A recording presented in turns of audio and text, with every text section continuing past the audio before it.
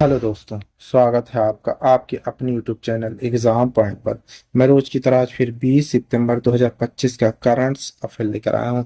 20 सितंबर की जितने भी इंपॉर्टेंट क्वेश्चन बनते हैं उन्हें हम डिस्कस करेंगे, उनकी इंपॉर्टेंट फैक्ट भी जानेंगे।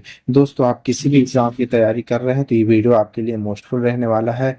इस वीडियो की PDF डाउनलोड करने के लिए आप हमारे टेलीग्राम चैनल एग्जाम पॉइंट पर जाकर वहां से PDF डाउनलोड कर सकते हैं। आइए शुरू करते हैं। पहले नंबर का क्वेश्चन देखते हैं। पहला क्वेश्चन देख लेते हैं। तमिलनाडु के मुख्यमंत्री M.K. स्टालिन ने माता पिता की देखभाल से वंचित बच्चों के लिए कौन सी योजना शुरू की जिसके तहत उन्हें 2000 की मासिक वित्तीय सहायता दी जाएगी? सही आंसर है बी, अंजू कारगल प्यार के हाथ योजना। आइए की पॉइंट देख लेते हैं। माता पिता की देखभाल से वंचित बच्चों के भविष्य को सुरक्षित करने के लिए एक संवेदनशील कदम उठाते हुए तमिलनाडु के मुख्यमंत्री M.K. स्टालिन ने 16 सितंबर 2025 को अबू करगल प्यार के हाथ योजना की शुरू की। इस कल्याणकारी पहल के तहत अनाथ बच्चों को 2000 की मासिक वित्तीय सहायता प्रदान की जाएगी, जिससे यह सुनिश्चित होगा कि माता पिता के मार्गदर्शन के अभाव में उनकी शिक्षा बुनियादी जरूरतें प्रभावित न हो। यह योजना DMK सरकार के व्यापक सामाजिक सुरक्षा ढांचे का एक महत्वपूर्ण हिस्सा है और इससे राज्य भर के हजारों बच्चों का सीधा प्रभाव पड़ने की उम्मीद है। यह समावेशी बाल केंद्रित शासन पर तमिलनाडु की जोर को दर्शाता है। आइए दूसरे नंबर का क्वेश्चन देख लेते हैं। रॉबर्ट रेडफोर्ड को 1970 के दशक में घर घर में पहचान दिलाने वाली क्लासिक फिल्म कौन सी थी? सही आंसर है A, Butch Cassidy and the Sundance किंग। की पॉइंट रखते हैं। हॉलीवुड की स्क्रीन आइकन और सिनेमैटिक फ्रीडम को बढ़ावा देने वाले सनडांस फिल्म फेस्टिवल के संस्थापक रॉबर्ट रेडफोर्ड का 89 वर्ष की आयु में अमेरिका के यूटा में निधन हो गया। रेडफोर्ड मुख्यालय और स्वतंत्र सिनेमा दोनों में 6 दशकों से अधिक लंबे करियर की फिल्मकारों, दर्शकों और पीढ़ियों को प्रभावित किया। 1960 के दशक में करियर की शुरुआत करने वाले रेड फोर्ट्स 1970 के दशक तक घर घर में पहचान जाने उन्होंने कई यादगार फिल्मों में अभिनय किया है। आइए तीसरे नंबर का क्वेश्चन देख लेते हैं। भारतीय रक्षा अभियंता सेवा IDSE ने अपना 76वां स्थापना दिवस कब मनाया है? सही आंसर है सी, 17 सितंबर 2025 को। की पढ़ लेते हैं। भारतीय रक्षा अभियंता सेवा IDSE ने 17 सितंबर 2025 को दिल्ली छावनी स्थित मानेकशॉ सेंटर में अपना 76वां स्थापना दिवस मनाया। रक्षा सचिव श्री राजेश कुमार सिंह ने इस अवसर पर अधिकारियों को संबोधित किया और भारत की सैन्य अवसंरचना को मजबूत बनाने IDSE अधिकारियों के योगदान की सराहना की। उन्होंने नई प्रौद्योगिकियों को अपनाने, उभरती सुरक्षा चुनौतियों के प्रति सजग रहने की आवश्यकता पर बल दिया तथा बदलते वैश्विक परिदृश्य में रक्षा अभियंता के बढ़ते सामरिक महत्व को रेखांकित किया। यह आयोजन अभ्यर्थियों को रक्षा सीमाओं की संरचना, सैन्य नागरिक समन्वय तथा राष्ट्रीय सुरक्षा अवसंरचना की भूमिका को समझने के लिए महत्वपूर्ण दृष्टिकोण प्रदान करता है। आइए चौथे नंबर का क्वेश्चन देखते हैं। बिहार के किस युवा शतरंज खिलाड़ी ने आइए चौथे नंबर क्वेश्चन देखते हैं। बिहार की किस युवा शतरंज खिलाड़ी ने वुमन फेड मास्टर WFM का खिताब हासिल किया है? सही आंसर है बी, मरियम फातिमा ने। की पढ़े। मुजफ्फरनगर बिहार की प्रतिभाशाली युवा शतरंज खिलाड़ी मरियम फातिमा ने इतिहास रच दिया। उन्होंने राज्य से पहली बार वुमेन फिडे मास्टर WFM का खिताब हासिल किया। यह प्रतिष्ठित उपाधि फिडे द्वारा प्रदान की जाती है। यह उपलब्धि न केवल उनके व्यक्तिगत करियर के लिए बल्कि राष्ट्रीय अंतर्राष्ट्रीय स्तर पर बिहार के प्रतिनिधित्व यात्रा के लिए भी एक नया मुकाम है। उनकी सफलता, प्रतिभा, दृढ़ संकल्प और भारतीय खेलों विशेषकर शतरंज जैसे बौद्धिक खेल में महिलाओं की बढ़ती भागीदारी की मिसाल है। आइए पांचवें नंबर का क्वेश्चन देख लेते हैं।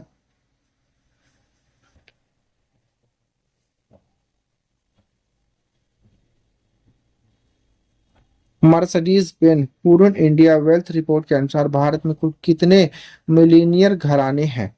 सही आंसर है बी, 8.7.71 लाख। की पॉइंट देखते हैं। Mercedes web Hurun India wealth report 2025 ने भारत की आर्थिक परिदृश्य में एक उल्लेखनीय रुझान उजागर किया, जहां महानगर जैसे मुंबई, नई दिल्ली, बेंगलुरु अभी भी मिलीनियर मानचित्र पर हावी हैं। वहीं टीयर 2 शहरों में मूक क्रांति आकार ले रही। रिपोर्ट में पाया गया है कि अब भारत के शीर्ष 10 मिलियनर घरानों वाले शहरों में 7 टीयर 2 शहर शामिल हैं। यह संपत्ति के लोकतांत्रिक और भारत के वित्तीय भूगोल में बदलाव का संकेत है।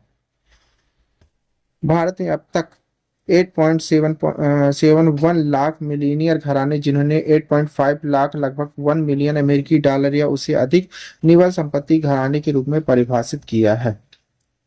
आइए छठे नंबर क्वेश्चन देखते हैं। छठे नंबर का क्वेश्चन देखते हैं। सऊदी अरब और पाकिस्तान ने किस समझौते पर हस्ताक्षर किया है? सही आंसर है बी, परस्पर रक्षा समझौता। की पॉइंट देखते हैं।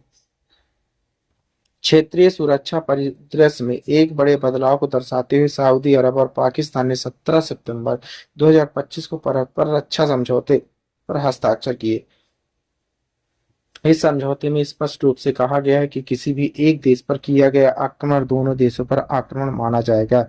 यह दोनों देशों के बीच गहरी होती सामरिक साझेदारी का संकेत है। पश्चिम एशिया में बढ़ती अस्थिरता, विशेषकर इसराइल और कतर के जुड़े तनावों के पृष्ठभूमि में हुआ यह समझौता सऊदी पाकिस्तान संबंधों का एक अहम मोड़ माना जा रहा है। भारत के लिए यह समझौता महत्वपूर्ण भू राजनीतिक प्रश्न खड़ा करता है, खासकर क्षेत्रीय शक्ति संतुलन कूटनीतिक रणनीति के संदर्भ में। आइए सातवें नंबर का क्वेश्चन देख लेते हैं।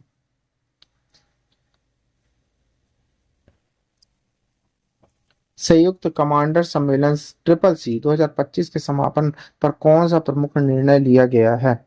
सही आंसर है बी, त्रिसेवा शिक्षा कोर का गठन। की पढ़ते हैं। भारतीय सशस्त्र बलों के आधुनिकीकरण और एकीकरण की दिशा में एक बड़ा कदम उठाते हुए संयुक्त कमांडर सम्मेलन ट्रिपल सी 2025 के समापन पर कई महत्वपूर्ण निर्णय की घोषणा की। इसमें सबसे प्रमुख थल सेना, नौसेना, वायुसेना शिक्षा शाखाओं का विलय कर एकीकृत त्रिसेवा शिक्षा को ट्राई सर्विस एजुकेशन कॉर्प्स का गठन तथा 3 नए संयुक्त सैन्य स्टेशनों की स्थापना। ये सुधार प्रधानमंत्री और रक्षा मंत्री के निर्देशों के अनुरूप भारतीय सेना को अधिक संगठित, कुशल, भविष्य उन्मुख बनाने की व्यापक दृष्टि का हिस्सा है।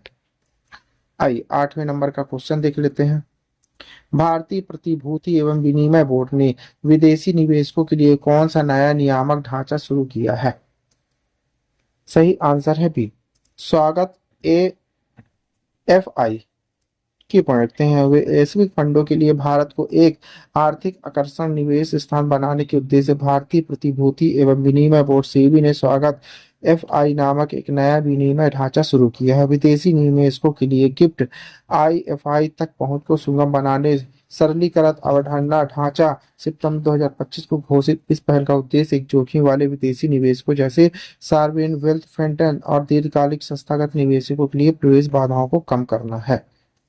आइए 9वें नंबर का क्वेश्चन देख लेते हैं।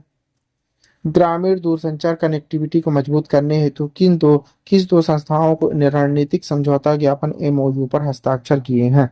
सही आंसर है भारत संचार निगम लिमिटेड BSNL और भारतीय डाक DOP ने। आइए की पॉइंट देखते हैं।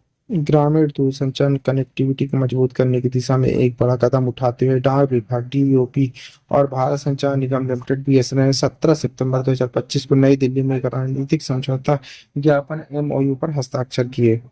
इस समझौते का उद्देश्य भारत के विशाल डाकघर नेटवर्क को अंतिम चरण सेवा बिंदु में बदलना है, जहां सिम बिक्री, मोबाइल रिचार्ज सेवाएं उपलब्ध होगी। यह पहल डिजिटल इंडिया और वित्तीय समावेशन के लक्ष्यों के अनुरूप है। आइए 10वें नंबर का क्वेश्चन देखते हैं। भारतीय बैंकिंग क्षेत्र में हुई ऐतिहासिक सीमा पार लेन देन में भारतीय स्टेट बैंक SBI ने किस बैंक में अपनी हिस्सेदारी बेची है? सही आंसर है सी, S बैंक।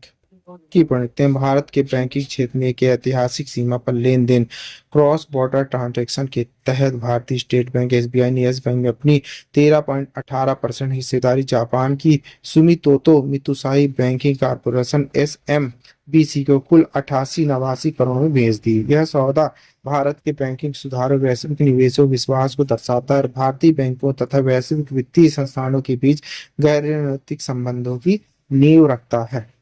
आइए 11वें नंबर का क्वेश्चन देखते हैं। 11वां देखते हैं, किस देश के राष्ट्रीय सुरक्षा सलाहकार वी सुंग लैंग ने कोरियाई प्रायद्वीप को परमाणु मुक्त करने हेतु 3 स्तरीय योजना प्रस्तुत की है? सही आंसर है बी, दक्षिण कोरिया ने। की पॉइंट देखते हैं। वैश्विक तनाव और क्षेत्रीय सुरक्षा चिंताओं के बीच दक्षिण कोरिया अमेरिका ने कोरियाई प्रायद्वीप को परमाणु मुक्त करने की अपनी प्रतिबद्धता को दोहराया। दक्षिण कोरिया के राष्ट्रीय सुरक्षा सलाहकार वी सुंग लेक ने स्पष्ट किया कि उत्तर कोरिया के रुख से परे परमाणु निरस्त्रीकरण का लक्ष्य अटल है। यह मुद्दा अंतर्राष्ट्रीय संबंधों, रणनीतिक अध्ययन और कूटनीतिक में अत्यंत प्रासंगिक, विशेषकर यूपीएससी, एसएससी, रक्षा सेवाओं और अन्य प्रतियोगी परीक्षाओं के लिए है। सियोल में बोलते हुए भी सुंग लेंग ने 3 स्तरीय योजना प्रस्तुत की, जिसका उद्देश्य उत्तर कोरिया के परमाणु और मिसाइल क्षमताओं को कम करना और क्षेत्रीय सुरक्षा कूटनीतिक चुनाव सुनिश्चित करना है। आइए 12वें नंबर का क्वेश्चन देख लेते हैं। आरबीआई ने भारत की वित्तीय नियामक प्रणाली की व्यवस्थित समीक्षा हेतु किस नई इकाई की स्थापना की है? सही आंसर है रेगुलेटरी रिव्यू सेल, आरआरसी। की पॉइंट, भारतीय रिजर्व बैंक आरबीआई ने भारत की वित्तीय विनियामक प्रणाली को आधुनिक, प्रभावी और हितधारक अनुकूल बनाए रखने के लिए रेगुलेटरी रिव्यू सेल की स्थापना की है। यह सेल मौजूदा विनियमों की व्यवस्थित चरणबद्ध समीक्षा हर 5 से 7 वर्ष करेगी। यह पहल 1 अक्टूबर 2025 शुरू होगी। साथ ही बाहरी विशेषज्ञों से युक्त स्वतंत्र एडवाइजरी ग्रुप ऑफ रेगुलेशन भी गठित किया जाएगा। आइए 13 नंबर का क्वेश्चन देखते हैं। पिपरी चिचवाड़ा में किस ऐतिहासिक व्यक्तित्व की 180 फुट ऊंची कांस्य प्रतिमा का अनावरण किया जाएगा? सही आंसर है ए, छत्रपति शिवाजी महाराज की पढ़ते महाराष्ट्र ने 14 सितंबर 2025 को पिपरी चिचवाड़ा में एक ऐतिहासिक सांस्कृतिक आयोजन का साक्षी बना, जब धर्मवीर छत्रपति संभाजी महाराज की 180 फुट ऊंची कांस्य प्रतिमा हिंदू भूषण प्रतिमा का सम्मान अब सबसे पहले ढोल ताशा सलामी समारोह के साथ किया गया है। गगन भेदी आयोजन संभाजी महाराज के बलिदान स्वर का उत्सव था, जिसने मराठा विरासत, सांस्कृतिक गौरव को जन भावनाओं से जोड़ते हुए इतिहास को जन जन पहुंचाने में कार्य किया है। आइए 14 नंबर का क्वेश्चन देखते हैं। हाल ही में भारत ने अपनी पहली राष्ट्रीय भू ऊर्जा नीति किस मंत्रालय के अंतर्गत लॉन्च की गई है? सही आंसर है सी, नवीन और नवीनीकरणीय ऊर्जा मंत्रालय के द्वारा। की पॉइंट, भारत के स्वच्छ ऊर्जा पोर्टफोलियो को विस्तार देने की दिशा में एक ऐतिहासिक कदम उठाते हुए नवीनीकरणीय ऊर्जा मंत्रालय एमएनआरई ने राष्ट्रीय भू ऊर्जा नीति लॉन्च की। यह भारत की पहली नीति है जो विशेष रूप से पृथ्वी की आंतरिक ऊष्मा से प्राप्त भू ऊर्जा के उपयोग को बढ़ावा देने के लिए बनाई गई। यह पहल नेट जीरो उत्सर्जन लक्ष्य, ऊर्जा सुरक्षा, स्वच्छ ऊर्जा नवाचार को बढ़ावा देने की दिशा में महत्वपूर्ण मानी जा रही। प्रतियोगी परीक्षा को दृष्टिकोण कोण से यह विषय पर्यावरण, ऊर्जा क्षेत्र, जलवायु और सरकारी पहल के अंतर्गत महत्वपूर्ण है। आइए लास्ट क्वेश्चन देख लेते हैं 15 नंबर। प्राकृतिक धरोहर स्थलों के जुड़ने के बाद यूनेस्को अस्थायी सूची में भारतीय स्थलों की कुल संख्या कितनी हो गई है? 69। ऑप्शन है सी। की पॉइंट देखते हैं।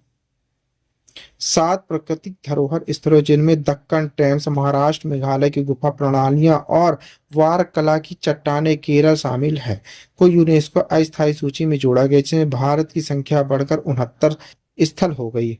इसके साथ ही भारत के पास अब यूनेस्को के विचाराधीन 49 सांस्कृतिक, 17 प्राकृतिक और 3 मिश्रित स्थल है।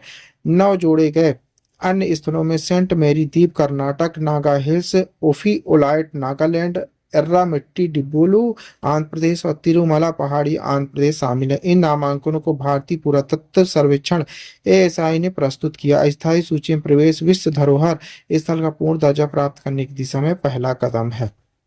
आइए आपके लिए क्वेश्चन है, इसी क्वेश्चन का आंसर आप लोग को कमेंट्स बॉक्स में देना है। क्वेश्चन देख लेते हैं।